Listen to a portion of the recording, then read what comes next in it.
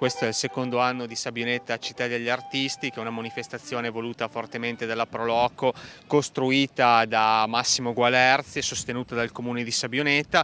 Anche oggi, come lo scorso anno, fortunatamente il tempo ci ha dato una mano e la città è piena di gente soprattutto non del luogo, quindi gente che è venuta appositamente, specificatamente per questa manifestazione importante, interessante, che vogliamo portare avanti ancora negli anni, nel mese di maggio, e insomma ci aiuta in questo anno 2016, che ci sta dando molte soddisfazioni da un punto di vista turistico. Infatti abbiamo già superato abbondantemente le presenze turistiche dell'anno precedente relativamente al mese di aprile, e insomma il trend sta andando bene. Manifestazioni come queste ci aiutano nella direzione di svegliare sempre di più questa nostra città.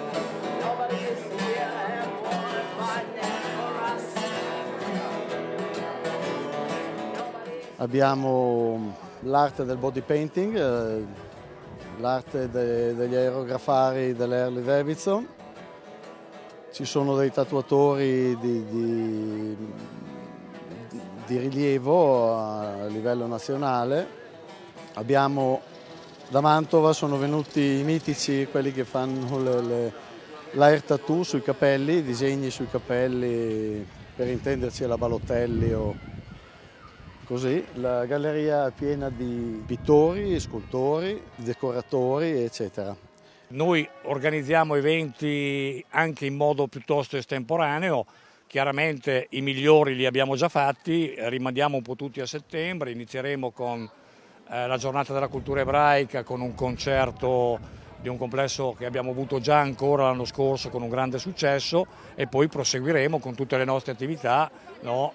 Come facciamo normalmente domenica dopo domenica. Ricordo a tutti il mercatino, che la prima domenica del mese si svolge con l'esclusione di agosto e gennaio, e poi, ripeto, le nostre attività normali, quelle diciamo che nei weekend chiamano un sacco di gente a Sabioneta.